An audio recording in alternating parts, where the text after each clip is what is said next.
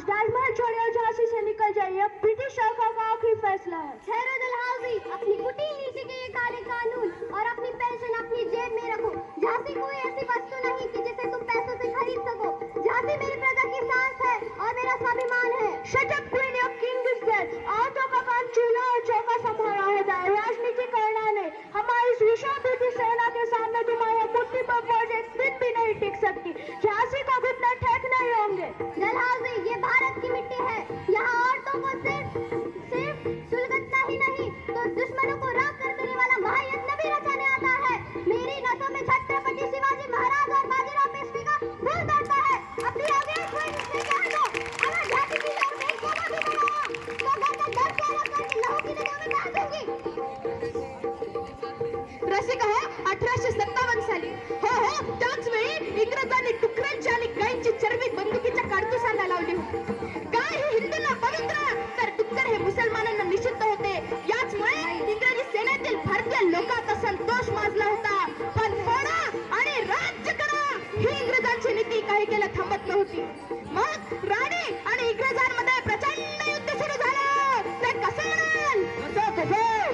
मग अशी वीज कडाडली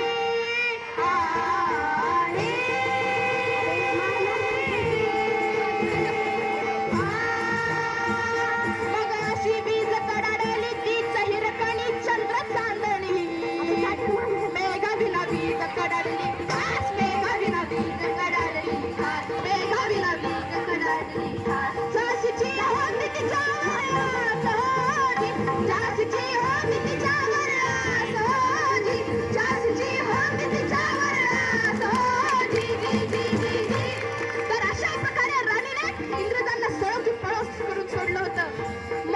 मग लढाई झाली। एका कपटी इंग्रजाला राणीच्या एका चमत्कारात सामोरे जावं लागलं। काखेत बाण, गळ्यात मार आणि शत्रूसाठी काय अशा मर्दानी वेशात राणी लढत राहिली। राणीने इंग्रजांना पाणी पाजलेच होते। राणीने इंग्रजांना पाणी पाजलेच होते। तितक्यातच नेहमीप्रमाणे फितुरी घडली आणि राणी इंग्रजांच्या तावडीत सापडली। इंग्रजांच्या तावडीत सापडली। शेवटी राणी दरार्थी पडली आणि हीच दरार्थी पडलेली राणी आपल्या मातृभूमीला काय म्हणते?